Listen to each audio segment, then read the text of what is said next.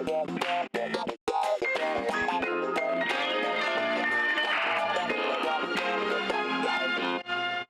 deux. Ouais. Oui, c'est bon? C'est parti. Donc à la table ronde vidéo du congrès RFID, j'accueille aujourd'hui Jean-Marc Guéby, qui est le directeur des programmes RFID à Decathlon, et qui va nous parler un petit peu du projet, même j'espère assez en détail, des projets de Decathlon en termes de RFID, qui a déjà un certain temps, si ma mémoire est bonne. Oui. Oui, Philippe, ça fait maintenant un peu plus d'un an que nous avons déployé sur l'ensemble de nos magasins des process RFID et que nous déployons en logistique d'autres process. D'accord, donc le déploiement de la RFID chez Decathlon est effectif aujourd'hui. Absolument, dans tous nos magasins. Dans tous les magasins, ça concerne. Sauf en Inde où Sauf en Inde. on va démarrer à partir de la semaine prochaine.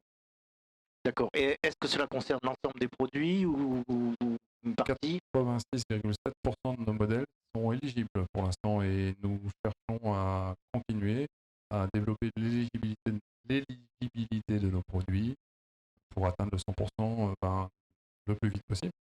C'est parfait, c'est parfait. Et alors, parmi ce succès, il y a eu certainement des passages de tranchées ou des essuyages de plâtre, comme on dit. Et ma question serait la suivante, qu'est-ce qui a été le plus compliqué à mettre en œuvre? Alors, contrairement à ce qu'on peut s'imaginer, c'est pas la technologie RFID qui nous a posé difficulté dans la mise en œuvre de nos process. C'est plus la fluidité de notre informatique et de nos réseaux qu'il a fallu vraiment pousser au maximum pour obtenir les résultats qu'on souhaitait. En fait, parce que nous travaillons avec des data centers centralisés et il fallait qu'on organise des flux d'informations instantanés entre les collaborateurs et les serveurs des magasins, situés parfois à des milliers de kilomètres de l'endroit où ils faisaient leurs inventaires, en temps réel. Donc c'est ça qui a été le plus difficile à régler sur le process inventaire en particulier. Sur le process d'encaissement, on n'a pas eu de grosses difficultés parce que c'est assez simple à mettre en œuvre, des filets, et il n'y a pas besoin de faire circuler de l'information en dehors du magasin.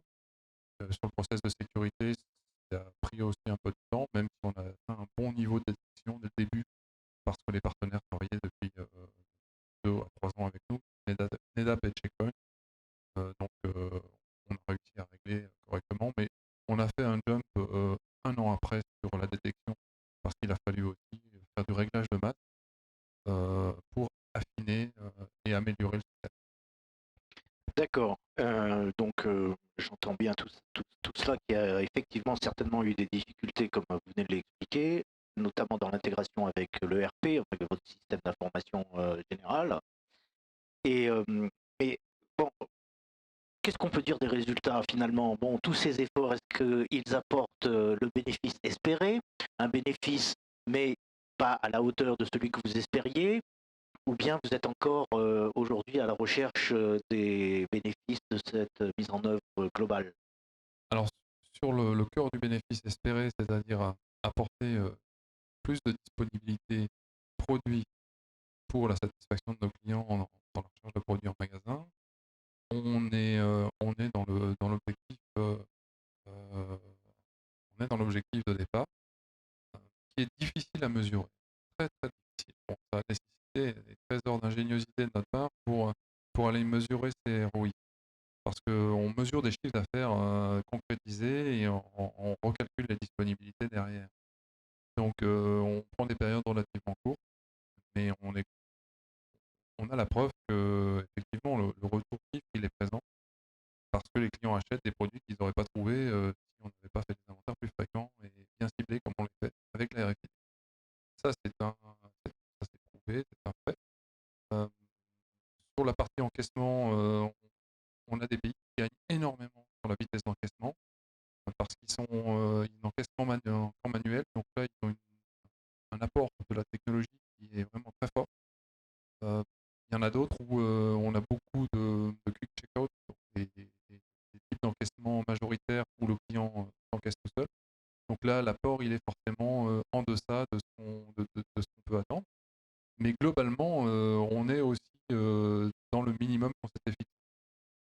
sur la sécurité, on attend la fin de l'année pour calculer notre taux de démarque suite au fiscal qu'on est en train de faire en RFID, parce que l'apport de cette technologie aussi, c'est de ne plus avoir recours à des entreprises externes pour faire notre inventaire fiscal, mais le faire faire par nos équipes et ne pas les faire travailler la nuit, les faire travailler en journée. Donc ça améliore les conditions de travail, ça responsabilise plus nos équipes sur le stock. Et puis l'efficacité est aussi grande avec nos partenaires externes, voire plus grande, avec un process beaucoup moins lourd pour les équipes. Donc sur le plan efficience, on est complètement dans les objectifs qu'on a fixés. Maintenant, il faut qu'on améliore notre fluidité informatique et, euh, et puis surtout qu'on continue parce qu'il ne faut pas lâcher la fréquence de nos Oui. contrôles. Il ne faut pas relâcher l'effort dans des processus d'innovation comme celui-ci, c'est bien évident, c'est jamais terminé, je veux bien vous croire. Bon, pour terminer ce court entretien, quel conseil pourriez-vous donner à des nouveaux entrants? Quand je veux dire nouveaux entrants, c'est des sociétés qui sont des donneurs d'ordre, qui sont des end-users, on va dire, un petit peu comme vous, pour la mise en œuvre et dans la mise en œuvre de la RFID, notamment dans la grande distribution. Euh, le conseil central que je peux donner, pour moi, c'est la base de tout, c'est à la fois de savoir travailler sur le long terme, dans l'élaboration du projet et de s'attaquer aux faiblesses les plus importantes.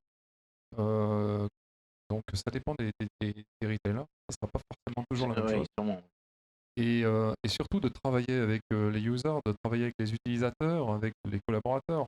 C'est eux qui vont valider les process, parce qu'on peut élaborer intellectuellement plein de process qui vont apporter à l'entreprise, mais s'ils ne sont pas opérationnels et que ça n'apporte pas réellement à l'utilisateur, ben, il sera rejeté ou vous aurez énormément de mal à le mettre en œuvre.